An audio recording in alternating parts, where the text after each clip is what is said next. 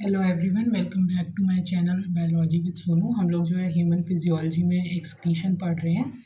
ये हमारी एक्सक्रीशन की थर्ड क्लास है जिसमें हमें हिस्टोलॉजी ऑफ नेफ्रॉन्स से स्टार्ट करना है।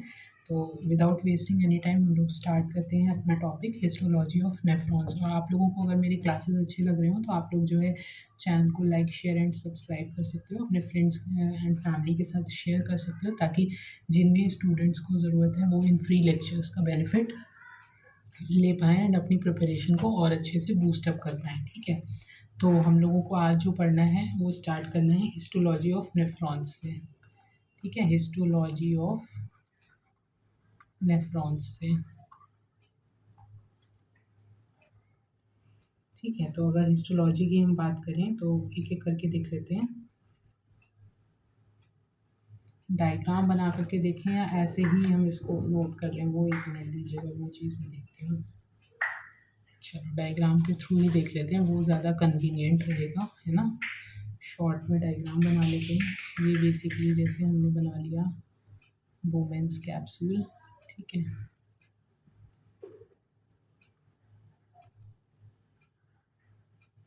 ठीक है, ये हो गया लूप ऑफ हेनले का थिन सेगमेंट, देन ये थिक सेगमेंट। ठीक है, ये हो गया डीसीटी और ये हो गया कलेक्टिंग ट्यूब्यूल। ठीक है, तो इन्हें लेबलिंग कर लेते हैं। सबसे पहले तो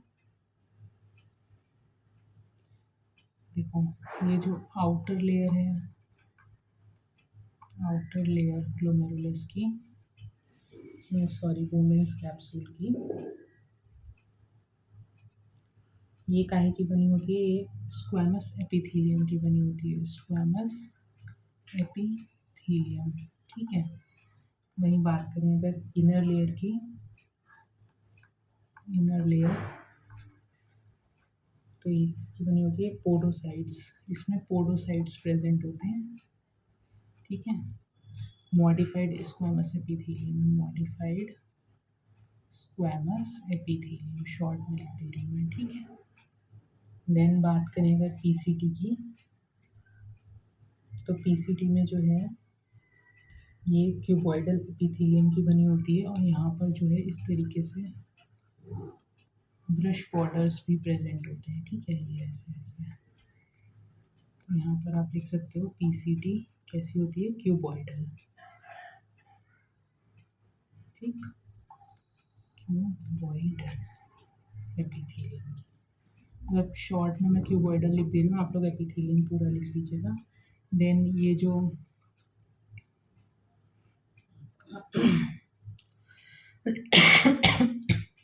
डिसेंडिंग लूप ऑफ हेनले है, ये भी क्यूबॉइडल होता है, क्यूबॉइडल। ठीक है,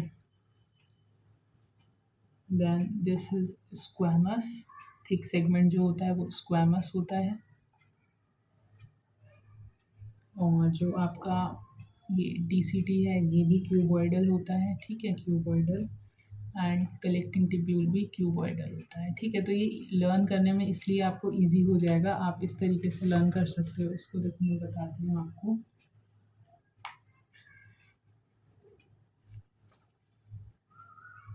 कि इसमें आप बाइफरकेट कर लो कि कितने सारे जो हैं वो क्यूबॉइडल हैं और कितने जो हैं आपके स्क्वामस एपिथेलियम के। तो अगर हम बात करें तो देखो, सिंपल स्क्वामस एपिथेलियम जो हमने देखा है, ये दोनों जो हैं,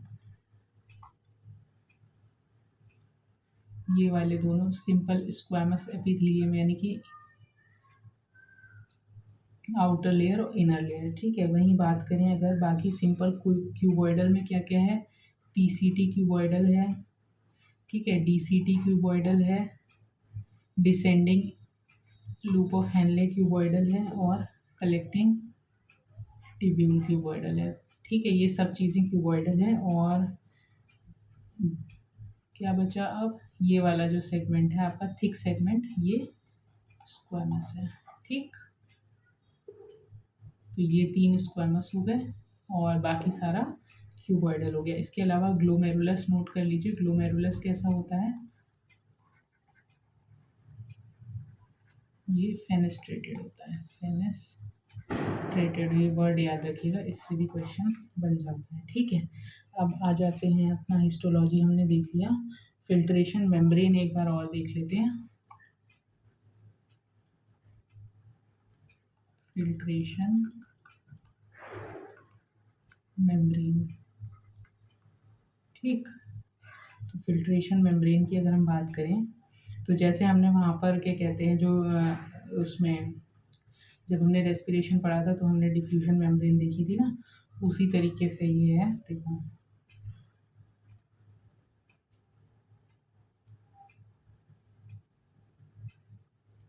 ये तो ल्यूमन हो गया, ठीक।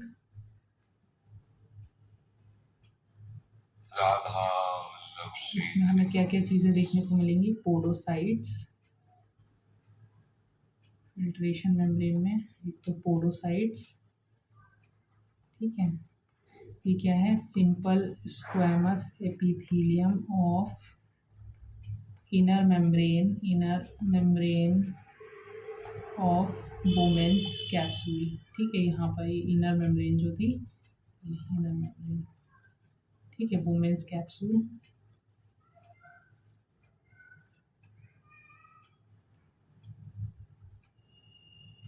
देन ये पहला हो गया, पहली मेम्ब्रेन हो गई। Then simple squamous epithelium of glomerulus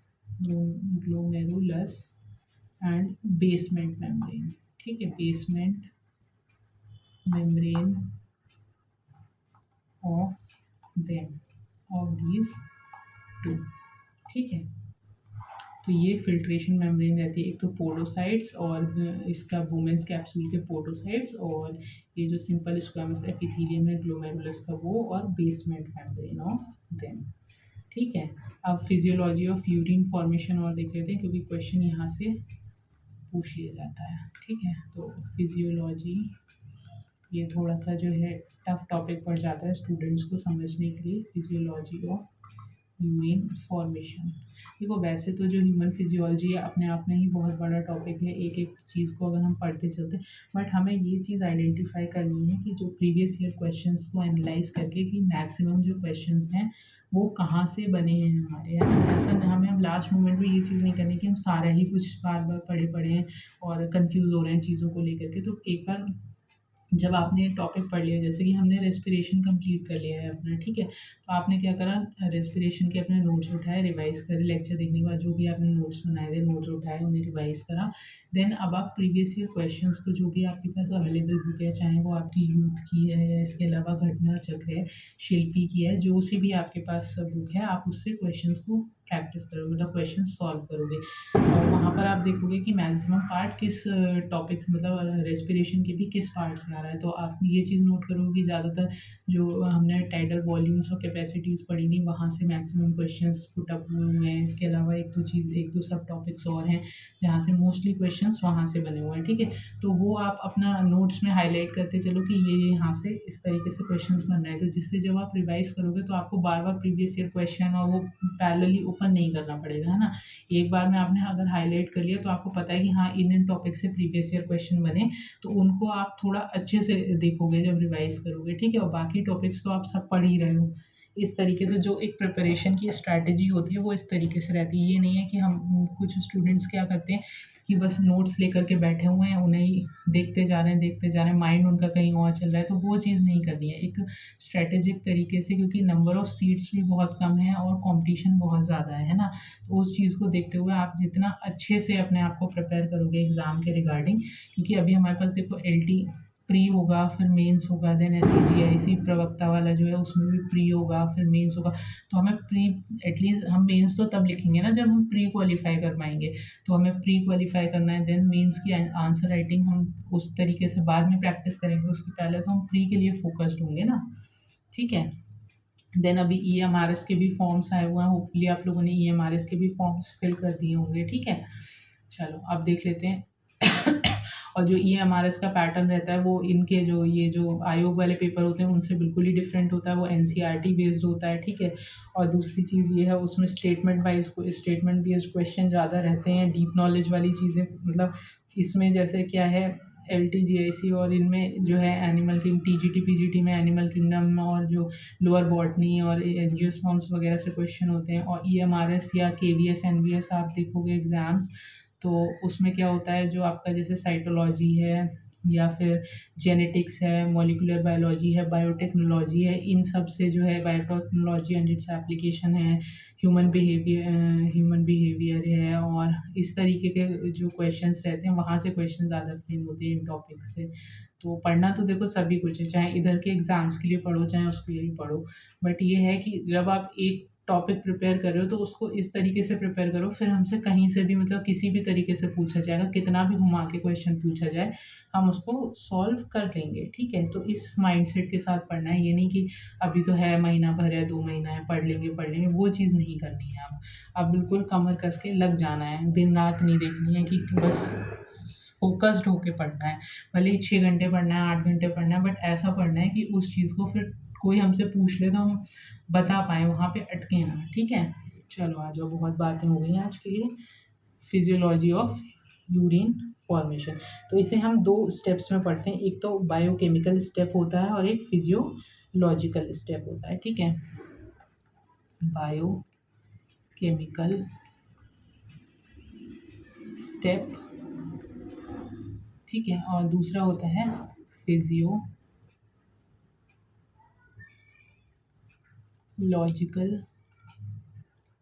step, ठीक। तो देखते हैं, देखो क्या होता है। बायोकेमिकल स्टेप में क्या होता है, यूरिया फॉर्मेशन होता है, ठीक है, यूरिया फॉर्मेशन, ठीक। कहाँ होता है ये, लीवर में, ठीक है, या इसी को हम बोल देते हैं यूरिया साइकिल, ठीक है। या फिर यूरिया साइकिल का दूसरा नाम क्या है, ऑर्निथिनिक साइकिल, ठीक है। या फिर एक और नाम है क्रेब्स हेंसलीट साइकिल, ठीक है। तीनों नाम ध्यान रखने हैं, कोई सा नहीं भूलना है, urea cycle, ornithine cycle, Krebs Henseleit cycle.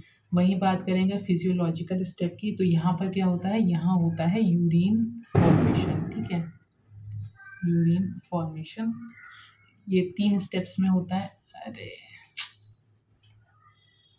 देखो, अल्ट्रा फिल्ट्रेशन, ठीक है, अल्ट्रा फिल्ट्रेशन,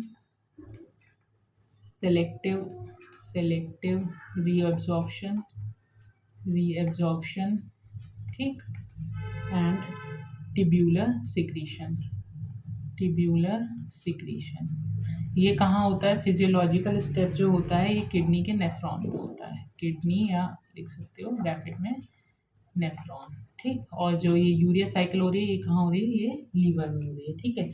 तो पहले हम एक एक करके पहले यूरिया साइकिल देख लेते हैं, ठीक है। अगली हेडिंग डाल लो, यूरिया साइकिल। अब इसमें कैसा, कहाँ कहाँ से क्वेश्चन बनते हैं वो देख लो। तो ये सबसे पहले तो कहाँ होती है लीवर के, इन हिपैटोसाइट्स, ठीक है। जो लीवर के हिपैटिक लोब्यूल्स थे वहाँ पर हमने देखा था, अगर तुम लोगों को याद हो, जो हिपैटिक लोब्यूल थे कैसा इसका हेक्सागोनल स्ट्रक्चर था, इस तरीके से, है ना, हेक्सागोनल स्ट्रक्चर था, और यहाँ पर ये ऐसे ऐसे करके हिपैटोसाइट्स प्रेजेंट थे। मैंने उसमें क्लास में बताया था डाइजेशन वाली में, हिपैटोसाइट्स, और ये इसको किसने कवर कर रखा था, ग्लिसन्स कैप्सूल ने, ठीक है, हिपैटिक लोब्यूल को। तो ये कहाँ यूरिया साइकिल देखने को मिलती है, हिपैटोसाइट्स में। इसमें बेसिकली क्या होता है, CO2 कंबाइन होती है अमोनिया से, NH3 से, ठीक है, और क्या बनाती है, यूरिया एंड वाटर, ठीक है। 3 ATP इसमें यूज़ होते हैं, 3 ATP, ठीक। अब देखो कौन कौन से अमीनो एसिड्स इसमें, अमीनो एसिड्स तो पूछे जो जाते हैं, एक तो प्रोटीनोजेनिक पूछा जाता है, यूरिया साइकिल में प्रोटीनोजेनिक अमीनो एसिड्स कौन से हैं, प्रोटीनोजेनिक होते हैं आर्जिनीन और दूसरा है एस्पार्टिक एसिड, ठीक है। और नॉन प्रोटीनोजेनिक कौन से अमीनो एसिड्स हैं जो यूरिया साइकिल से रिलेटेड हैं, नॉन प्रोटीनोजेनिक में है citrulline and ornithine.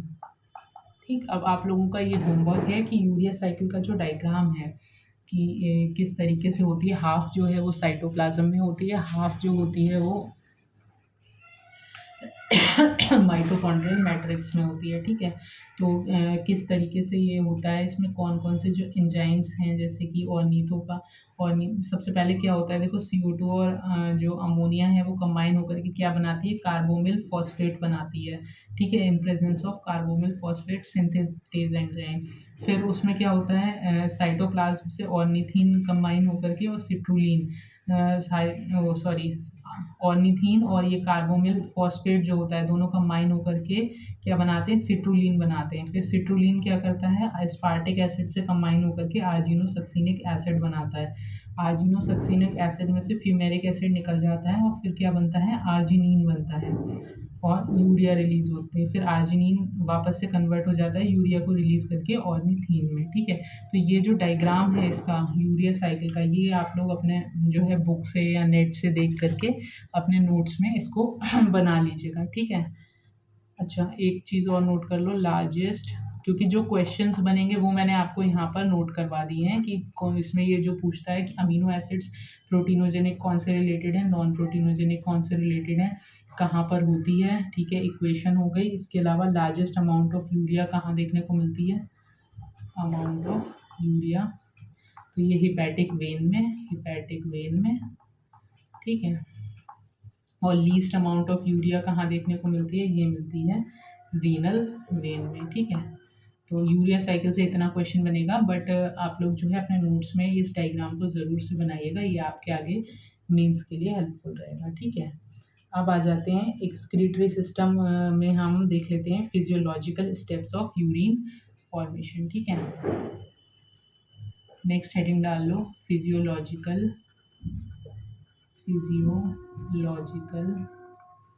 Steps of urine formation. ठीक, तो देखो इसमें बेसिकली मैंने 3 स्टेप्स आपको बताए थे। एक बताया था अल्ट्रा फिल्ट्रेशन, ठीक है। दूसरा था सेलेक्टिव रीएब्जॉर्प्शन,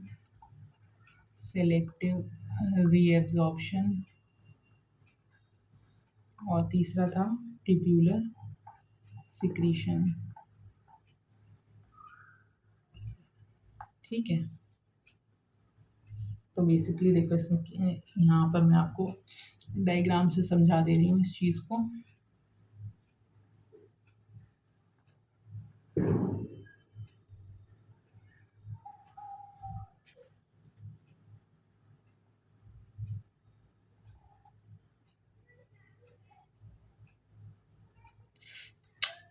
तो यार ये कर्सर,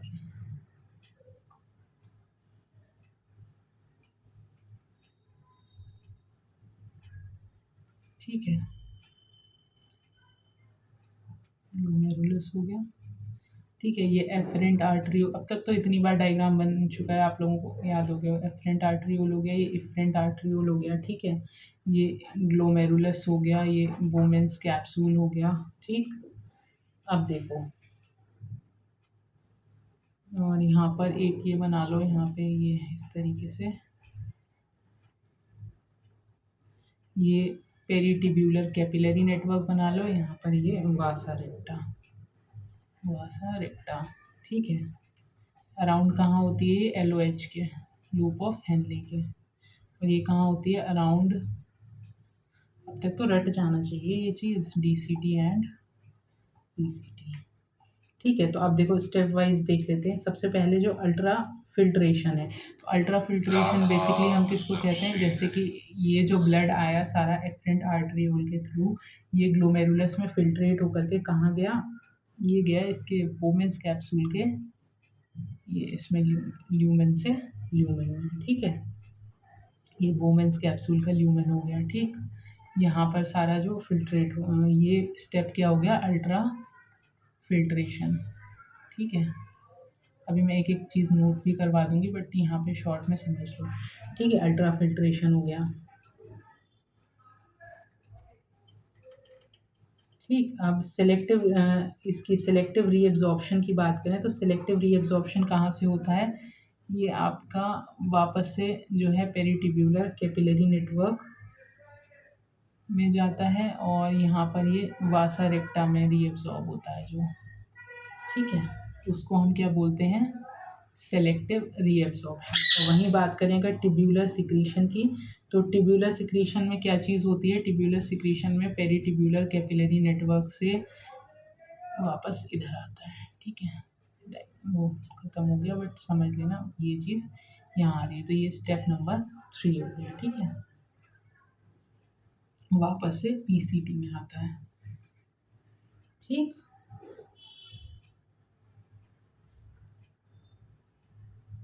अब देखो डायग्राम के थ्रू इसको पूरा और अच्छे से समझ लो।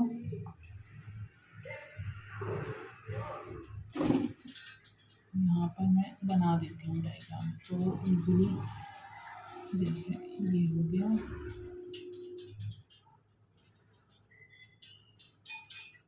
ठीक है।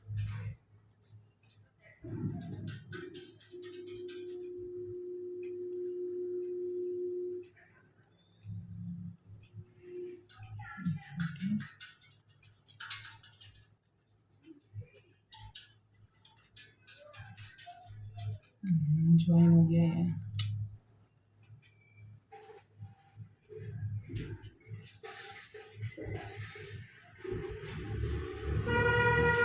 ठीक है, ये क्या, ये कनेक्टिंग ट्यूब्यूल, ठीक है, ये तो नेफ्रॉन का एक स्ट्रक्चर बन गया। अब देखो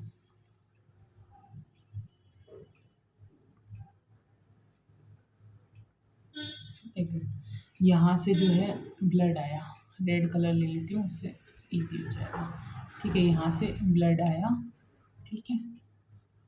तो सबसे पहला स्टेप ये क्या हुआ, यहाँ पे लिख लो अल्ट्रा फिल्ट्रेशन, ठीक, अल्ट्रा फिल्ट्रेशन, ये फर्स्ट स्टेप हो गया, ठीक, अल्ट्रा फिल्ट्रेशन। अब फिर फिल्टर हो गया यहाँ पे ब्लड, तो ये क्या बचा यहाँ पर? ये बचा यहाँ फिल्ट्रेट, ठीक है, फिल्ट्रेट ल्यूमेन है ये, ठीक है, वुमेन्स कैप्सूल की ल्यूमेन है ये। देन उसके बाद ये पीसीटी में क्या होगा? अब यहाँ पर यहाँ पर क्या होता है? यहाँ था पेरिटिब्यूलर कैपिलरी नेटवर्क था ना, यहाँ पेरिटिब्यूलर कैपिलरी नेटवर्क था, ठीक है, इस तरीके, जो तुम लोगों को ध्यान होगा ऐसे ऐसे करके मैंने बनाया था, इस तरीके से नेटवर्क शेप में फर्स्ट क्लास में। और यहाँ पर क्या प्रेजेंट था? अराउंड लूप ऑफ हेनले यहाँ पर प्रेजेंट था vasa recta parallelly loop of Henle की, ठीक है, इस तरीके से, ठीक। तो अब देखो पीसीटी में क्या हुआ? सिलेक्टिव रीअब्जॉर्प्शन, यहाँ यानी कि यहाँ से जो है पीसीटी से वापस जो भी अगर कुछ ऐसा इम्पोर्टेंट न्यूट्रिएंट्स वगैरह या कुछ भी गया है तो वो वापस से यहाँ पे पेरिटिब्यूलर कैपिलरी नेटवर्क के थ्रू जो है रीएब्जॉर्ब हो जाता है। ये स्टेप नंबर 2 है, क्या है? सेलेक्टिव रीएब्जॉर्प्शन, ठीक है, पीसीटी पेरिटिब्यूलर कैपिलरी नेटवर्क के थ्रू, पीसीटी एंड डीसीटी में, ठीक, ये डीसीटी था, ठीक है। और तीसरा क्या है? अच्छा, पेरिटिब्यूलर कैपिलरी नेटवर्क में वासा रेक्टा में भी तो हो रहा है, देखो ये है ना पेरिटिब्यूलर, सेकंड स्टेप जो है पीसीटी, इसमें पेरिटिब्यूलर कैपिलरी में भी एब्जॉर्ब हो रहा है वापस से सेलेक्टिव रीएब्जॉर्प्शन, और वासा रेक्टा में भी हो रहा है, ठीक है, तो दोनों ही तरफ बना लो, ये स्टेप 2, ठीक है, सेलेक्टिव रीएब्जॉर्प्शन। अब उसके बाद बात करें तीसरा जो है टिब्यूलर सिक्रीशन, तो ये टिब्यूलर सिक्रीशन कैसे होगा? ये अलग पेन से मैं बना देती हूँ, हाँ हाँ हाँ, किस कलर से बनाए, किस कलर से बनाए, येलो से बनाते हैं, चलो, ठीक है। तो टिब्यूलर सिक्रीशन में क्या होता है कि जो पेरिटिब्यूलर कैपिलरी से वापस पीसीटी में वापस डीसीटी में आता है, ठीक है, तो ये स्टेप नंबर 3 हो गया, ठीक, दिख नहीं रहा इस कलर से आई गेस, स्टेप नंबर 3 हो गया, ठीक है। ये वापस इसमें जो भी आया, जो भी न्यूट्रिएंट्स वगैरह इसमें आए, ठीक है। तो अब एक तरीके से आप यहाँ पर लिख सकते हो, देखो सबसे पहला स्टेप क्या था, अल्ट्रा फिल्ट्रेशन, ठीक है। ये कैसे हुआ, via filtration membrane, filtration membrane, ठीक। फिर दूसरा स्टेप इसका क्या था, सेलेक्टिव रीएब्जॉर्प्शन। ये कैसे हुआ, फिल्ट्रेट से जो फिल्ट्रेट आया था ये वाला, इसमें से वापस ब्लड में गया, ठीक है। वापस जो भी एब्जॉर्प्शन, सिलेक्टिव रीएब्जॉर्प्शन जो हुआ वो कहाँ हुआ, ब्लड में। देन फिर बात करें टिब्यूलर सिक्रीशन की, तो ये कहाँ से, ब्लड से वापस फिल्ट्रेट में आया, ठीक है, फिल्ट्रेट में, ठीक। होपफुली अब आपको समझ में आ गया होगा। अच्छा एक चीज़ और देख लो, ये यहाँ से कलेक्टिंग जो टिब्यूल है, तो इसका जो लास्ट पार्ट होता है इसको बोलते हैं डक्ट ऑफ बेलेनाई, ठीक है, डक्ट ऑफ बेलेनाई, ठीक है। ये कहाँ ओपन होता है, ये ओपन होता है माइनर कैलिक्स में, माइनर कैलिक्स। और माइनर कैलिक्स कहाँ ओपन होता है, मेजर कैलिक्स में। स्टार्टिंग की फर्स्ट क्लास में मैंने आप लोगों को बताया था ना, अगर याद आ रहा हो तो, इस तरीके से डायग्राम बना करके ऐसे करके, बहुत जहाँ हमने किडनी का स्ट्रक्चर ड्रॉ करा था, ये इस तरीके से कनेक्ट वो होता है। तो देखो ये था minor calyx, minor calyx, this was major calyx, ठीक है, मेजर कैलिक्स। मेजर कैलिक्स से renal pelvis, renal pelvis, renal pelvis से कहाँ जाता है, रीनल पेल्विस से यूरेटर, यूरेटर, यूरेटर से यूरिनरी ब्लैडर, यूरिनरी ब्लैडर, और वहाँ से फिर यूरिथ्रा, ठीक है। तो ये पूरा पाथवे हो गया किसका, यूरिन का, ठीक।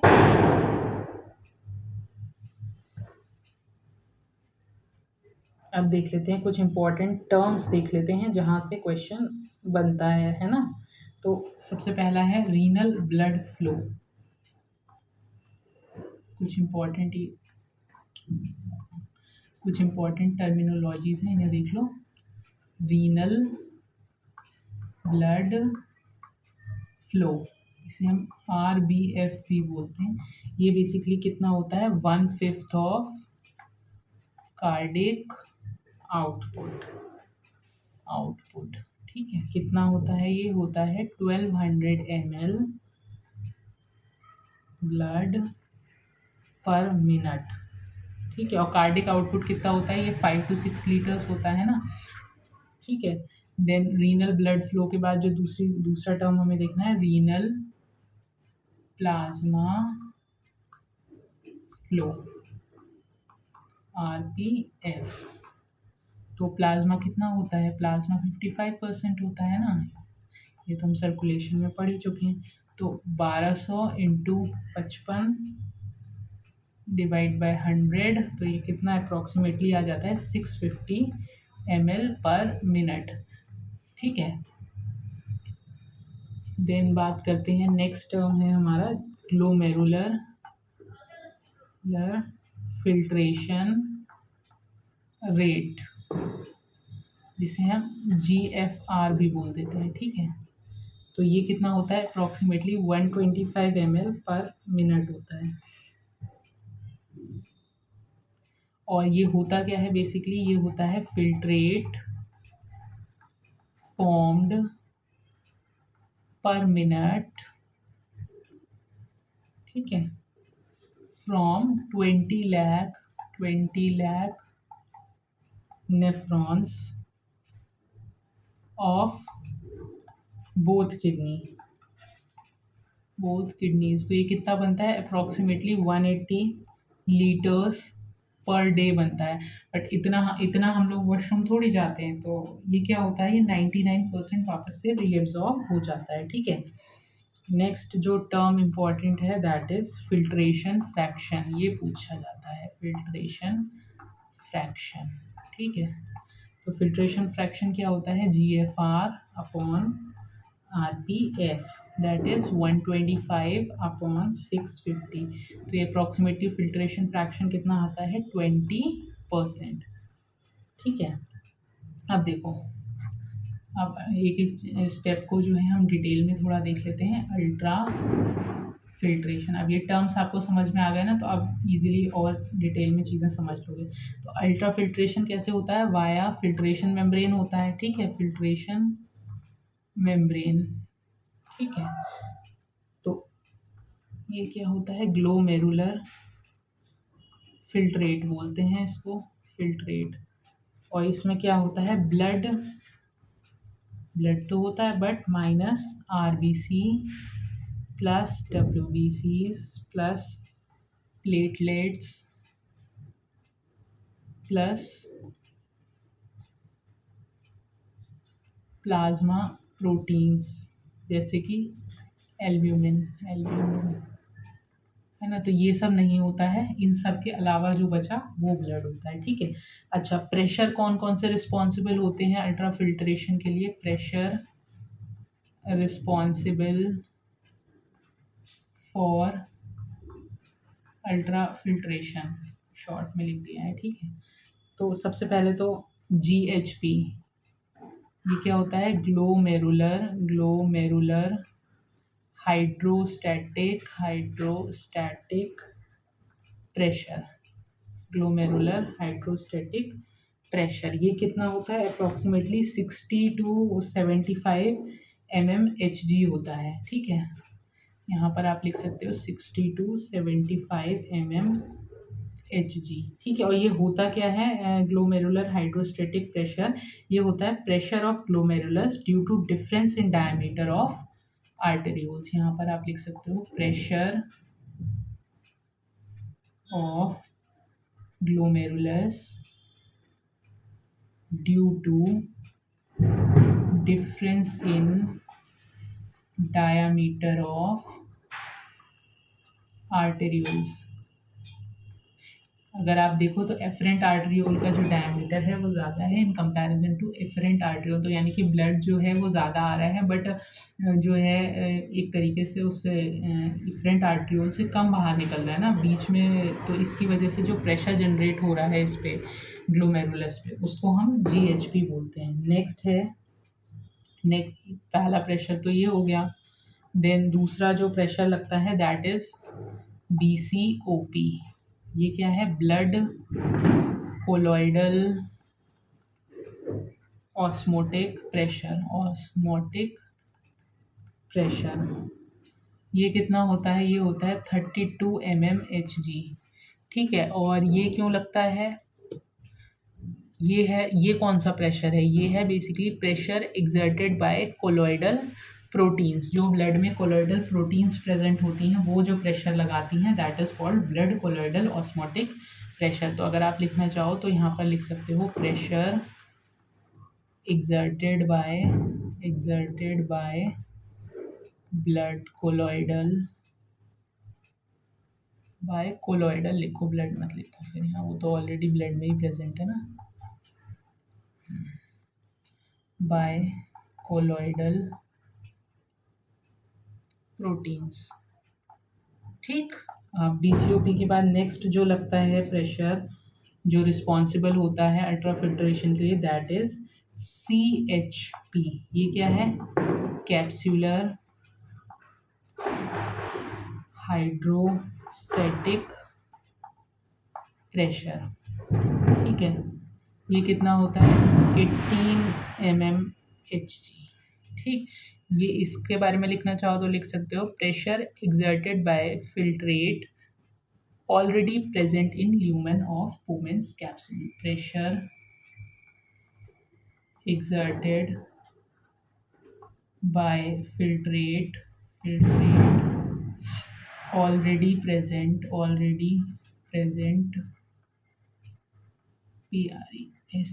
present in lumen of Bowman's capsule। ठीक है, अब देखो डायग्राम हमने कहाँ बनाया था वहाँ देख लेते हैं। ये वाला डायग्राम देखो, तो इसमें अगर आप देखोगे तो सबसे पहले जब अल्ट्रा फिल्ट्रेशन जो हो रहा है तो सबसे पहला प्रेशर कौन सा लग रहा है, ग्लोमेरुलर हाइड्रोस्टैटिक प्रेशर। तो ये क्यों लग रहा है? Because of difference in the diameter. तो ये देखो एफरेंट आर्टरियोल का जो डायमीटर है वो कितना कितना ज़्यादा है in comparison to efferent arteriole, ठीक है। फिर दूसरा जो प्रेशर लग रहा है ब्लड कोलॉइडल ऑस्मोटिक प्रेशर, तो वो क्यों लग रहा है? Due to the presence of colloidal proteins, ठीक है, जो यहाँ पर प्रेजेंट है। तीसरा जो लग रहा है कैप्सुलर हाइड्रोस्टेटिक प्रेशर, वो क्यों लग रहा है? ड्यू टू किस चीज़ की वजह से? जो ऑलरेडी फिल्ट्रेट प्रेजेंट है, यानी कि देखो यहाँ से जब ब्लड छन करके यहाँ पर फिल्ट्रेट बन रहा है, जो छना हुआ ब्लड है उसे हम फिल्ट्रेट बोल रहे हैं। तो नया ब्लड आता जा रहा है, बट यहाँ पर भी तो कुछ ना कुछ ब्लड प्रेजेंट रहेगा ही ना, तो वो भी तो एक प्रेशर लगाएगा, ठीक है। तो इस वजह से जो है इसमें यहाँ पर हमें 3 तरीके के प्रेशर देखने को मिलते हैं, जिसमें से एक पॉजिटिव प्रेशर है। कौन सा वाला? जो पॉजिटिव है दैट इज़ GHP, ठीक है। यहाँ पर आप नोट कर सकते हो इसको भी, ये पॉजिटिव प्रेशर है। बाकी दोनों क्या हैं? ये नेगेटिव प्रेशर है, ठीक है। यहाँ पे लिख लो पॉजिटिव प्रेशर, अगर एग्ज़ाम में पूछ लेता है तो। और बाकी ये दोनों कैसे हैं? ये दोनों जो हैं नेगेटिव प्रेशर हैं, ठीक है। नेक्स्ट उस पर आ जाते हैं स्लाइड पे, ठीक। तो अब देखो हमने क्या क्या चीज़ देखी। हमने ग्लोमेरुलर हाइड्रोस्टैटिक प्रेशर, ये कितना होता है? 60 to 75 mmHg था, ठीक है। देन हमने देखा BCOP blood colloidal osmotic pressure, जो कितना था? 32 mmHg था, ठीक है। और देन हमने देखा CHP कैप्सुलर हाइड्रोस्टैटिक प्रेशर, ये कितना था? 18 mmHg। तो अगर हम बात करें नेट फिल्ट्रेशन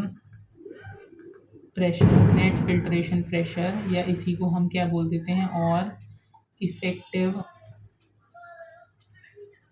फिल्ट्रेशन प्रेशर, ये क्या होता है? EFP। तो ये हम कैसे निकालते हैं? NFP बराबर GHP minus BCOP plus CHP, यानी कि 60 to 75 माइनस BCOP कितना था? 32 और CHP कितना था? 18। तो टोटल कितना हो गया? अप्रॉक्स मान लेते हैं, है ना, ये 50 हो गया, ठीक है। तो ये हो जाता है 10 to 25 mmHg, ठीक है। अब आ जाते हैं नेक्स्ट हमारा सेलेक्टिव रीएब्सॉर्प्शन पर, ठीक है। नेक्स्ट हेडिंग डाल लो सेलेक्टिव रीएब्सॉर्प्शन, ठीक। तो सेलेक्टिव रीएब्सॉर्प्शन की बात करें तो मैक्सिमम कहाँ हमें देखने को मिलता है? मैक्सिमम रीएब्सॉर्प्शन कहाँ होता है? PCT में, ठीक है। ये ध्यान रखना, PCT में। क्यों? क्योंकि यहाँ पर brush border cuboidal epithelium present है, ठीक है, क्यूबॉइडल एपिथेलियम। और बात करें तो 70 to 75% जो एब्जॉर्प्शन है वो यहाँ हमें देखने को मिल जाता है। इसी को हम क्या बोलते हैं? ऑब्लिगेट रीएब्जॉर्प्शन, ठीक है, ऑब्लिगेट रीएब्जॉर्प्शन। नेक्स्ट बात करें, ये तो PCT के लेवल पर हो गया, ठीक है। अब बात करते हैं reabsorption at the level of loop of Henley. तो लूप ऑफ हेनले की बात करें तो हमें डिसेंडिंग लूप ऑफ हेनले, ठीक है। डिसेंडिंग लूप ऑफ हेनले जो होता है वो क्या होता है? Permeable for water and not permeable for electrolytes होता है, ठीक है, इलेक्ट्रोलाइट्स। और वहीं बात करें अगर असेंडिंग लूप ऑफ हेनले की, तो ये इसका ऑपोजिट होता है परमिएबल फॉर इलेक्ट्रोलाइट्स। कोई सा भी एक लर्न कर लेना, उसका ऑपोजिट जो है दूसरा वाला electrolytes. And not permeable for water, ठीक है।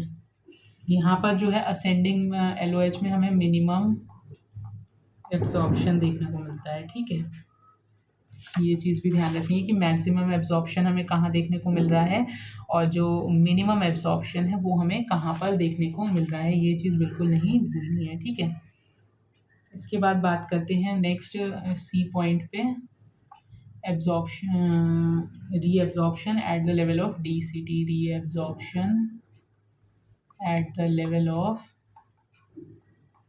DCT। ठीक है, तो जैसे हमने PCT में उसको क्या बोला था, ऑब्लिगेटरी रीएब्जॉर्प्शन बोला था, यहाँ पर इसको हम क्या बोलेंगे, कंडीशनल या फिर फैकल्टेटिव रीएब्जॉर्प्शन। ठीक है, फैकल्टेटिव रीएब्जॉर्प्शन बोलेंगे। ठीक है, तो ये हमें दो तरीके से देखने को मिलता है, रीएब्जॉर्प्शन ऑफ सोडियम और दूसरा रीएब्जॉर्प्शन ऑफ वाटर। ठीक है, तो अगर हम सोडियम की बात करें तो ये कब देखने को हमें मिलता है, in presence of aldosterone hormone. ठीक है, जो कि क्या है, एक मिनरेलोकॉर्टिकॉइड है, मिनरेलोकॉर्टिकॉइड। ठीक है, और अगर हम बात करें वाटर की, वाटर के कंडीशनल या फैकल्टेटिव रीएब्जॉर्प्शन की, तो ये होता है इन प्रेजेंस ऑफ ADH या फिर हम इसको बोलते हैं वैसोप्रेसिन। ठीक है, वैसोप्रेसिन। ठीक है, अब देख लेते हैं reabsorption at the level of CT, collecting tubule. D number है ना, नंबर देख लेना, एक बार चेक कर लेना। Reabsorption at the level of CT, ठीक है। तो reabsorption at the level of CT की बात करें तो रीअब्जॉर्प्शन ऑफ वाटर होता है लार्ज अमाउंट में, है ना। ये एक तरीके से हम देख सकते हैं, देखो हम ये कह सकते हैं कि फ्रॉम डिस्टल पार्ट ऑफ ये collecting tubule into medullary interstitium में होता है reabsorption of water large amount में, और कुछ अमाउंट ऑफ यूरिया जो है वो रीअब्जॉर्ब होती है मेड्यूलरी इंटरस्टिशियम में फ्रॉम ये collecting tubule enters into thick segment of LOH and again returns back to medullary interstitium via collecting tubule. तो ये जब हम काउंटर करेंट मैकेनिज्म पढ़ेंगे वहाँ पर ये ज़्यादातर देखने को, मतलब ये डिटेल में हमें देखने को मिलेगा। बट यहाँ पर आप लिख सकते हो कि reabsorption of water in large amount from distal part of collecting tubule into medullary interstitium and some amount of urea also reabsorbs into medullary interstitium from collecting tubule. ठीक है, ये चीज़ लिख सकते हो। अच्छा, अब एक नोट बना करके यहाँ पर अलग से एक चीज़ लिख लो। देखो, जैसे वाटर की अगर हम बात करें तो वाटर कहाँ कहाँ पर एब्जॉर्ब हो रहा था, वाटर एब्जॉर्ब हो रहा था PCT में, DCT में, डिसेंडिंग लूप ऑफ हेनले में, कलेक्टिंग टिब्यूल में, but ascending loop of Henle में वाटर रीएब्जॉर्ब नहीं होता है, ये चीज़ ध्यान रखनी है। ये कैसा है, इसको हम क्या बोलते हैं, इसको केवल हम डाइल्यूटिंग सेगमेंट बोलते हैं। ठीक है, डाइल्यूटिंग सेगमेंट। अदर सेगमेंट कैसे हैं, अदर्स सब कैसे हैं, ये कंसंट्रेटिंग सेगमेंट है। ठीक है, तो एक काम करते हैं, ट्यूबुलर सिक्रीशन जो है, अब हम ऐसा करेंगे, या तो ट्यूबुलर सिक्रीशन और बचा है, फिर काउंटर करंट मैकेनिज्म से चलो अगली क्लास में करेंगे। ट्यूबुलर सिक्रीशन और देख लेते हैं यहाँ पर। ठीक है, नेक्स्ट इसी का जो थर्ड पार्ट था, ट्यूबुलर सिक्रीशन। ठीक है, तो ट्यूबुलर सिक्रीशन की बात करें तो ये एब्सेंट होता है कहाँ पर, absent in loop of Henle, loop of Henle में एब्सेंट होता है, और कहाँ कहाँ होता है, in PCT, DCT and collecting tubule. और ये क्यों होता है, to maintain anion cation balance. ठीक है, तो ये हो गया हमारा ट्यूबुलर सिक्रीशन। तो अब जो नेक्स्ट हमारा बचा है काउंटर करंट मैकेनिज्म, वो हम देख लेंगे, और उसके बाद रेगुलेशन ऑफ किडनी रास वगैरह हमें देखना है ना, ENF सिस्टम एक्चुएशन देखना है, और हीमोडायलिसिस वगैरह देख करके डिसऑर्डर्स देखने हैं। तो वो हम क्या करेंगे, वो हम अपनी नेक्स्ट क्लास में देख लेंगे। ठीक है, टिल देन आप लोग अच्छे से पढ़ते रहो, और जो है अब मिलते हैं अपनी नेक्स्ट क्लास में।